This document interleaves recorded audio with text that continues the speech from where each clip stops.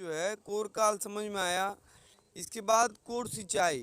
अब देखो जो कोर काल में जो हम सिंचाई करेंगे उसको क्या कहेंगे, कोर सिंचाई कहेंगे। ठीक है, सिंपल सा डिफिनीशन है। अगर तुम कोर काल समझ जाते हो तो कोर काल क्या था, पौधा थोड़ा सा कुछ सेंटीमीटर बड़ा हुआ, जैसे हमने सीडिंग लगाई, सीड लगाया फील्ड में, ठीक है, और जैसे ही वो कुछ बड़ा हुआ, तो जैसे ही वो बड़ा हुआ तो उसकी जो डिमांड है वाटर की, वह वो समय कहलाता है, डिमांड जो जिस समय उसको है वो समय कहलाता है कोर काल। और उसके डिमांड के समय में जब कुछ सेंटीमीटर वो पौधा बड़ा हुआ, उस समय में जो हम पानी देंगे और उस पानी से जब सिंचाई होगी तो वो कहलाती क्या, कोर सिंचाई कहलाती है। ठीक है, और कल मैंने बताया था कि पलेवा सिंचाई क्या होता है। पलेवा सिंचाई क्या होता है, तुम्हारा जब भी तुम फर्स्ट वाटर देते हो बिफोर सीडिंग, यानी सीडिंग के पहले जो खेत को तैयार करने के लिए जो पानी देते हो, हल्की नमी डालते हो, वो पलेवा सिंचाई कहलाता है। ठीक है, और सीडिंग करने के बाद जब पहला वाटर दोगे वो क्या कहलाएगा तुम्हारा, वो समय कहलाएगा कोर काल कहलाएगा। ठीक है, अब कोर गहराई फिर कह रहा है, तो कोर काल में उस पौधे को पानी देने पे जो गहराई प्राप्त होगी, जिस गहराई तक पानी तुम दोगे, जितनी गहराई तक, ठीक है, चाहे 5 सेंटीमीटर चाहे 2 सेंटीमीटर, वो गहराई तुम्हारी कहलाती है कोर गहराई। ठीक है, तो यहाँ पर तीनों जो है एक दूसरे से क्या है, इंटरकनेक्ट हैं। कोर काल में क्या होता है, उसके पानी की आवश्यकता होती है फर्स्ट टाइम, ठीक है, उस पौधे को। अब फर्स्ट टाइम जब उसकी आवश्यकता थी, उस समय जो तुमने पानी दिया जिससे वो सिंचित हुआ, वो कहलाएगा क्या, कोर सिंचाई कहलाएगा।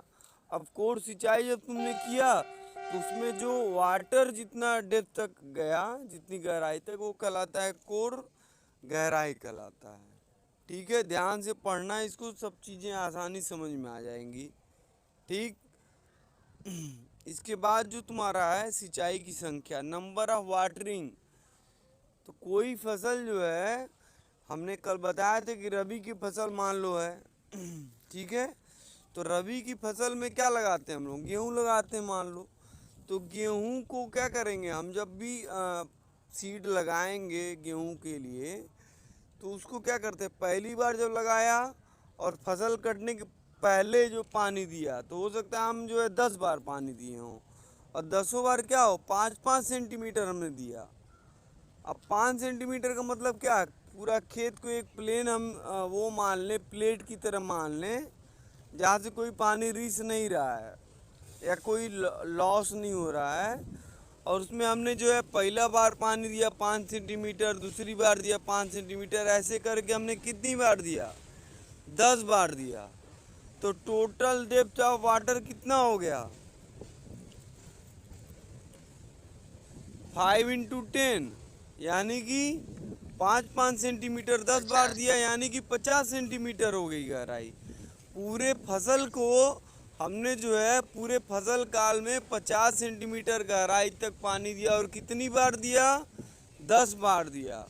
तो ये जो 10 बार है, जो 10 बार पानी दिया 5-5 सेंटीमीटर, हो सकता है वो वेरिएट करे, कभी 5 दिया कभी 8 दिया, तो सबको क्या करेंगे हम लोग, जोड़ लेंगे।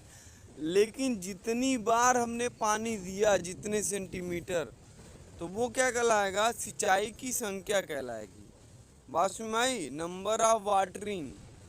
आपने किसी फसल को लगाया, ठीक है, 180 दिन के लिए, 180 दिन में अगर वो फसल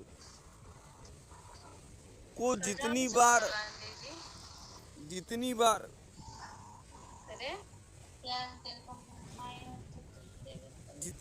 हमने उसको जितनी बार हमने उसको जो है पानी दिया, वो नंबर ऑफ क्या हो गया, वाटरिंग हो गया। बस में सिंचाई की संख्या हो जाएगी। ठीक है, ठीक है। अब इसके बाद पॉइंट नंबर 20 है समय गुणांक। Time factor. अब टाइम फैक्टर क्या होता है, इसको किसके रिस्पेक्ट में हम लिखते हैं, जो हम वाटर दे रहे हैं नहर से, जो हम एक्चुअली में वाटर दे रहे हैं और वास्तव में जो उसको चाहिए था, इन दोनों के अनुपात को। ठीक है, देखो यहाँ लिखा हुआ है साफ साफ, किसी नहर के वास्तव में चलने के दिनों तथा जितने दिन सिंचाई के लिए चलनी चाहिए थी, उन दोनों के अनुपात को नहर का समय गुणांक। मैं बार बार कहता हूँ कि तुम्हारा जो समय होता है वो इसमें जो है सिंचाई के केस में हम दिनों में लेते हैं। बात समझ आई? ऐसा नहीं कि तुम घंटों घंटों पानी दे रहे हो, 24 घंटे बाद फिर पानी दिया। तुम दिन में लोगे, 10-10 दिन के अंतराल पे या 15-15 दिन के अंतराल पे तुम पानी दोगे। बात समझ आई?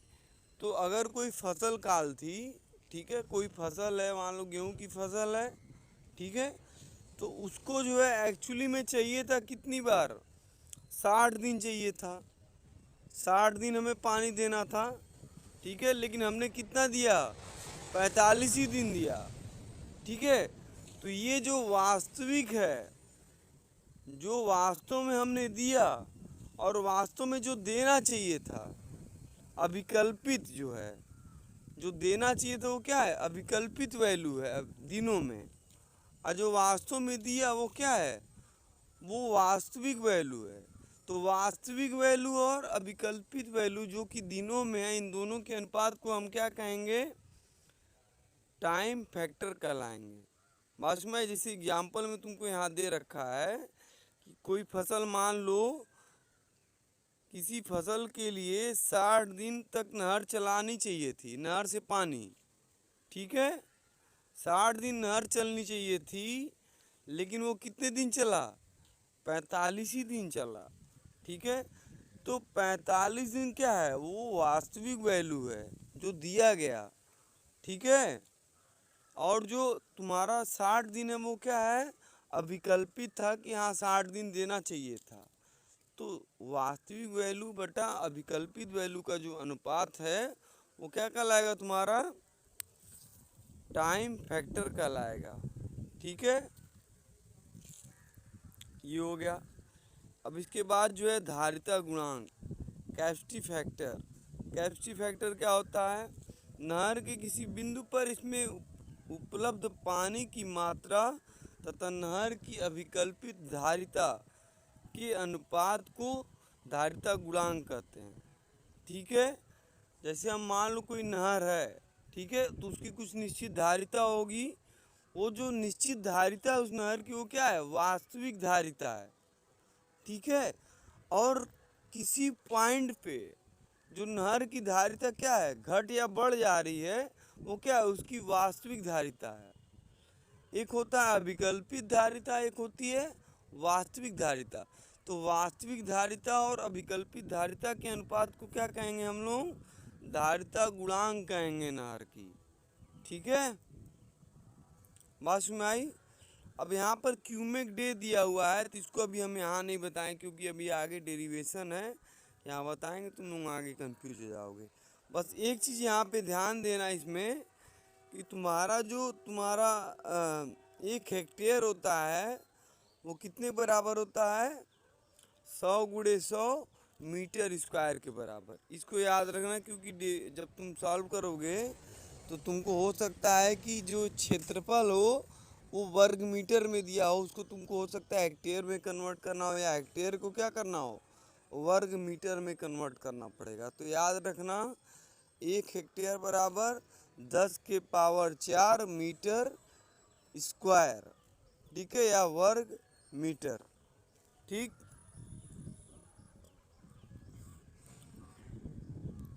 Next point. अब देखो यहाँ से जो है थोड़ा इम्पोर्टेंट टर्म शुरू होता है, समझ में आया? फिर से सुन लो। कल्चरेबल कमांड एरिया क्या होता है, किसी भी नहर से जब हम वह क्षेत्र जिस पे हम कृषि करते हैं उसको अगर हम सिंचित कर पा रहे हैं तो उस नहर की क्या कहलाती है, कृषि सेच क्षेत्रफल। अब ये होता कितना है, तो यहाँ पे देखो ऊपर फार्मूला था तुम्हारा, ग्रॉस का कमांड एरिया बराबर culturable area plus unculturable area. तो कल्चरेबल एरिया बराबर क्या हो जाएगा, gross command area minus unculturable area. ठीक है, तो जैसे मान लो तुम्हारा ग्रॉस कमांड एरिया 100 है, उसमें कल्चरेबल 70 है और अनकल्चरेबल 30 हेक्टेयर है। तो सॉरी 30 क्यों बोलना है, मतलब अनकल्चरेबल एरिया भी है।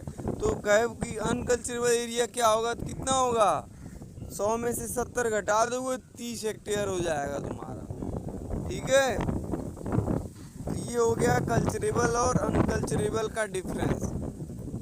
ठीक है, समझ में आया। आगे बढ़े।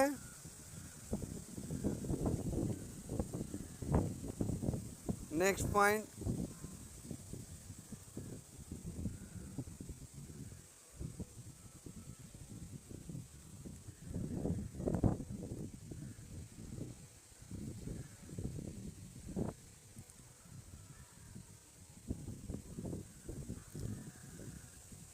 अब कह रहा है अगला पॉइंट, सिंचाई की तीव्रता, इंटेंसिटी ऑफ इरिगेशन। ठीक है, अब किसी भी इरिगेशन के लिए इंटेंसिटी क्या होती है। ठीक है, तो कृषि से कृषि सेच क्षेत्रफल यानी कि कल्चरेबल एरिया के रिस्पेक्ट में हम देखते हैं यहाँ पे, बात सुनाई। तो वह कल्चरेबल एरिया जिसको वास्तव में हम वार्षिक रूप में जितने परसेंट हम सिंचित करेंगे वो क्या कहलाएगा, उसका सिंचाई तीव्रता कहलाएगा। बात सुनाई,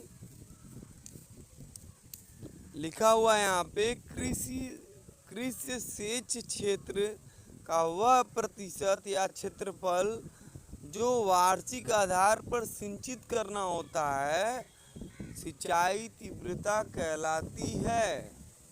ठीक है, कृषि योग्य जो भूमि है उस क्षेत्र को वार्षिक आधार पर जितना हम सिंचित करते हैं वो उसके लिए क्या कहलाती है, सिंचाई तीव्रता कहलाती है। बात सुनाई। अब इसकी मात्रा को हम लिमिट में रखते हैं, क्योंकि अगर लिमिट से ज़्यादा अगर हम पानी देंगे एक ही समय में, ठीक है, तो क्या होगा, वहाँ पे वाटर लॉगिंग हो जाएगी। और वाटर लॉगिंग मैंने बताया था कि उसके साइड इफेक्ट क्या हो सकते हैं। ठीक है, तो इसीलिए सिंचाई की तीव्रता को हमेशा कितना रखते हैं हम, 100% न रख के 40 से 60% तक ही रखते हैं। तुमको न्यूमेरिकल में भी देगा कि उसकी इंटेंसिटी ऑफ इरिगेशन 40% है या 50% है या 60%, ऐसे दिया रहेगा। तो उससे तुम क्या करोगे, मल्टीप्लाई कर दोगे 60% का, तो तुमको जो है वास्तव में कितना कल्चरेबल एरिया है वो तुमको पता चल जाएगा। ठीक है, देखो नीचे दिया हुआ है कि इरिगेटेड एरिया इक्वल टू क्या, CCA multiply by intensity of irrigation. बात सुनाई। जैसे तुमको क्वेश्चन में दिया रहेगा कि एक क्षेत्र है जिसमें कल्चरेबल कमांड एरिया 500 हेक्टेयर है, ठीक है, और परसेंटेज है इंटेंसिटी ऑफ इरिगेशन 40%, तो कहेगा कि उसका जो है इरिगेटेड एरिया कितना होगा। तो तुम लिखोगे इरिगेटेड एरिया इक्वल टू जितना परसेंट हमने दिया है, कितना परसेंट दिया है तुमने, 40%, कितने को, पूरे कृषि सेच क्षेत्र को। ठीक है, यानी कि मान लो 500 हेक्टेयर था, तो 500 गुणे 40%, तो 500 गुणे 40% करोगे तो क्या होगा, 500 गुणे 40/100, 100 कट जाएगा यहाँ पे 0 0, तो 5 चौके 20, यानी कि 200 हेक्टेयर ही क्या कर रहे हो तुम, वास्तव में सिंचित कर रहे हो पूरे 500 का। बात सुन में आई। अभी न्यूमेरिकल आगे आएगा, इसको फिर देख लेना। ठीक है, अगला पॉइंट आउटलेट। अब आउटलेट क्या होता है? तो आउटलेट जो है तुम्हारा क्या है, वह पॉइंट है जहाँ से वास्तव में उस नहर का पानी खेत में पहुँचाया जाता है वाटर कोर्स के द्वारा। बात समझ में आई? अब आउटलेट होता क्या है, इसको हिंदी में मोगा लिखा हुआ है। ठीक है, आउटलेट क्या होता है? जैसे तुम्हारा नहर हुआ, ठीक है, नहर कहाँ से लाई जाती है? नदियों से लाई जाती है। ठीक है, तो नदी से जो है नहर निकाली जाएगी। अभी क्या होती है वहाँ पे, नहर से हम डायरेक्टली जो है कभी खेतों में पानी नहीं देंगे। क्यों? क्योंकि जो है उसमें डिस्चार्ज बहुत ज़्यादा होगा, वेलोसिटी ऑफ फ्लो क्या होगी, ज़्यादा होगी। और जब भी वेलोसिटी ऑफ फ्लो ज़्यादा होगा तो उसकी वजह से क्या दिक्कत आ सकती है? अगर हम नहर से डायरेक्ट खेतों में पानी दे वाटर लॉगिंग तो बात की बात है। जब वेलोसिटी या फ्लो ज़्यादा होगा नहर में और वहाँ डायरेक्टली तुम पानी खेत में देने लगोगे तो क्या होगा? वहीं से मान लो एक निकास क्षेत्र तुमने बना दिया। आउटलेट मतलब क्या? निकास क्षेत्र। बात समझ आई? आउटलेट मतलब क्या? निकास क्षेत्र। तो नहर से अगर डायरेक्ट तुम पानी निकालने लगे तो उसको कंट्रोल कर पाओगे? इतना ज़्यादा पानी एक साथ निकलेगा कि पूरे खेत के जो है वाटर लॉगिंग हो जाएगी और खेत में जो तुम्हारे फसल हैं वो क्या होंगे, उखड़ जाएंगे जड़ से। इतना तेज स्पीड होती है उसकी। ठीक है, तो हम क्या करते हैं, नदी से नहर निकलेगा। किसी दिन हम तुमको आउटलेट हम दिखाएंगे उसका लेआउट नहर का। ठीक है, कि नहर किस तरह से ले जाई जाती है खेतों तक। तो देखो मेन तुम्हारी नदी होती है। ठीक है, तो ये नदी हो गई तुम्हारी। नदी से क्या निकला? नहर निकला ये। ठीक है, अब नहर से क्या निकलेगा? डिस्ट्रीब्यूटरी निकलेंगे। बात समझ आया? डिस्ट्रीब्यूटरी से भी सब्सिडरी निकलते हैं। फिर तुम्हारा क्या होता है, यहाँ से आउटलेट होता है ये पॉइंट। बात समझ आया? ये यहाँ से जाकर खेतों में तुम्हारे इकट्ठा होगा। समझ में आया? मतलब नहर से एक ब्रांच निकलेगा, फिर उससे एक ब्रांच निकलेगा, फिर उससे एक ब्रांच निकलेगा। मतलब कई ब्रांच निकलने के बाद जब उसकी इंटेंसिटी जो है, सॉरी, वेलोसिटी ऑफ फ्लो कम होगा, तब जाकर हम क्या करेंगे, वहाँ पे लास्ट पॉइंट पे हम क्या करेंगे, एक आउटलेट बनाएंगे। और उस आउटलेट से भी एक छोटी नहर खेत तक जाती है, जिसको हम क्या कहते हैं, वाटर कोर्स कहते हैं। और उस वाटर कोर्स से ही हम क्या करेंगे, पानी खेतों में ले जाएंगे। इसको हिंदी में कहते हैं गुल। अभी आगे आएगा।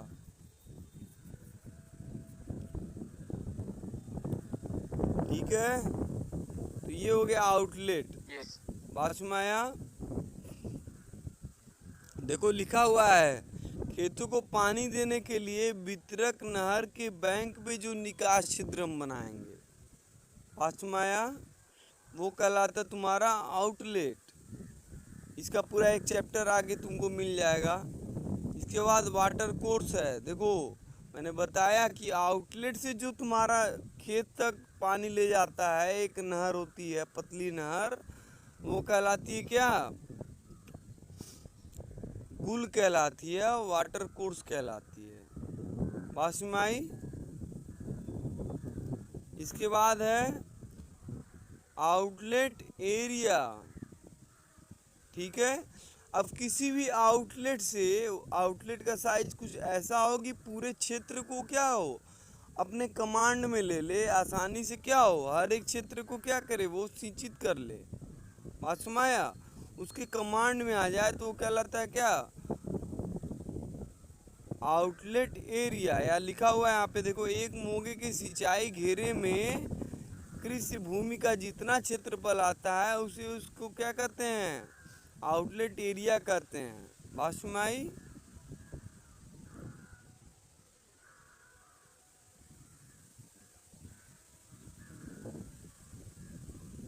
समझ में आया? अब पॉइंट नंबर 30, पॉइंट नंबर 30 है मोगे का गुणक या आउटलेट फैक्टर। आउटलेट फैक्टर तुमको जो है फिर मैं कहूँगा वहीं पे मिलेगा तुमको, आगे चैप्टर है पूरा इसका, वहाँ पे ज़्यादा अच्छे से समझ में आएगा। फिलहाल यहाँ लिखा हुआ है देखो, मोगे पर पानी की ड्यूटी। पानी की ड्यूटी, ड्यूटी ऐसे समझो कि capacity of water to irrigate.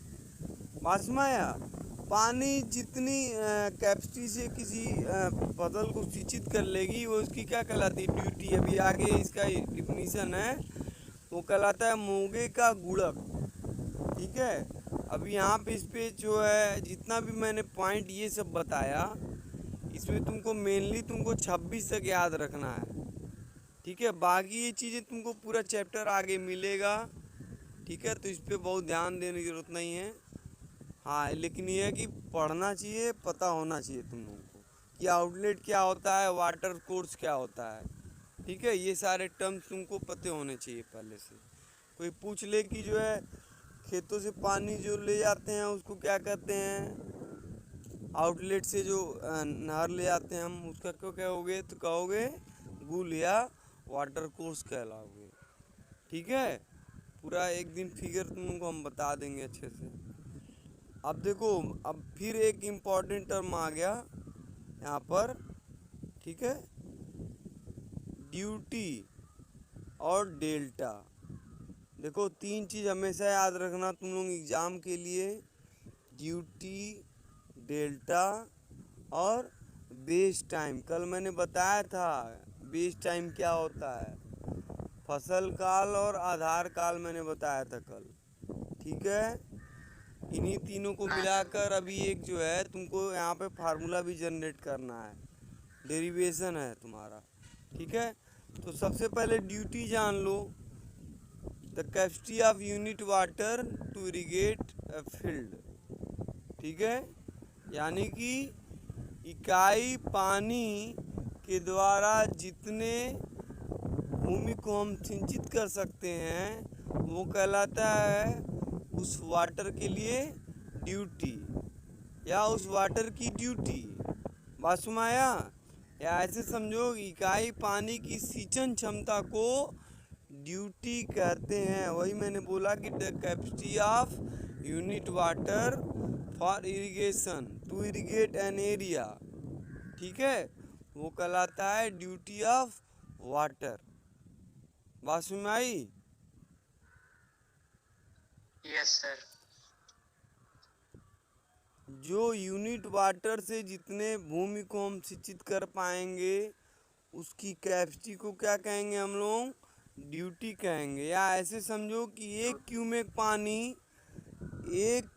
पानी उस फसल के पूरे आधार काल में जितने हेक्टेयर भूमि को सिंचित कर लेता है वह क्या कहलाता है, ड्यूटी कहते हैं उसको, पानी की ड्यूटी कहते हैं। बात सुनाई भाई, ड्यूटी ऐसे समझो कि पानी है, अब पानी का काम क्या है, सिंचाई करना।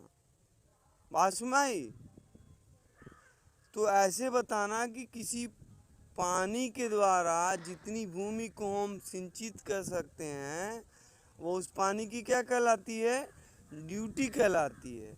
लेकिन यहाँ पे एक टर्म तुमको देना पड़ेगा कि the capacity of unit water, यानी कि इकाई पानी के द्वारा जितनी भूमि को सिंचित किया जा सकता है वह उस पानी की क्या कहलाती है, ड्यूटी कहलाती है।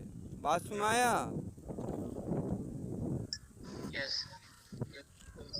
हाँ, जैसे मान लो तुम्हारे पास जो है 50 क्यूबिक वाटर है।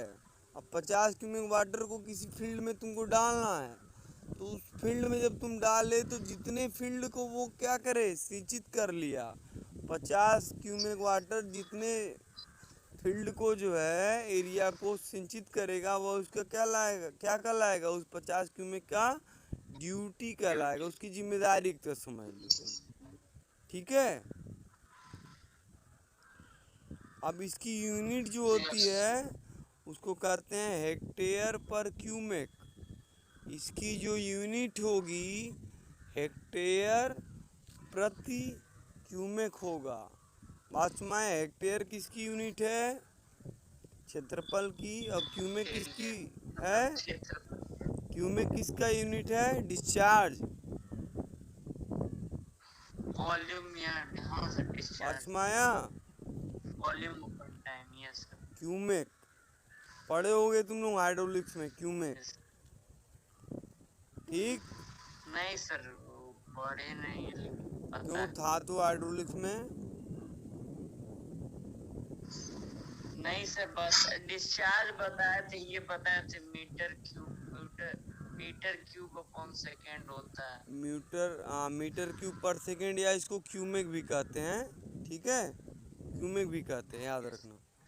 चलो, देखो यहाँ पे एग्जाम्पल लिया हुआ है। मान लो 1 क्यूमेक पानी एक फसल को पूरे आधार काल में या बेस टाइम में 400 हेक्टेयर भूमि को सिंचित करता है, तो उसकी ड्यूटी कितनी हो गई? 400 हेक्टेयर पर क्यूमेक। सिंपल। ठीक। और अगला पॉइंट तुम्हारा है डेल्टा। इसको भी जान लो, डेल्टा क्या होता है? डेप्थ ऑफ वाटर भी कहते हैं इसको। क्या कहते हैं? Depth of water.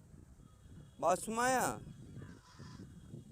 तो किसी फसल को किसी समय में जितने गहराई तक हम पानी देंगे, वो गहराई क्या कहलाती है? डेल्टा कहलाती है। पानी की गहराई कहलाती है, डेप्थ ऑफ वाटर कहलाती है। इसको सेंटीमीटर या मीटर में हम लोग मापते हैं। पास में आया? किसी फसल को किसी समय में जितनी गहराई तक हम पानी देते हैं, उस टोटल गहराई को क्या कहेंगे हम लोग? डेल्टा या पानी की गहराई कहेंगे। ठीक है। यस जैसे सर। तुम समझ लो कि कोई फसल, मान लो तुमने गेहूं लगाया, मैं वही बता रहा था तुमको डेल्टा के लिए। कोई फसल तुम्हारी गेहूं है, उसको तुमने जो है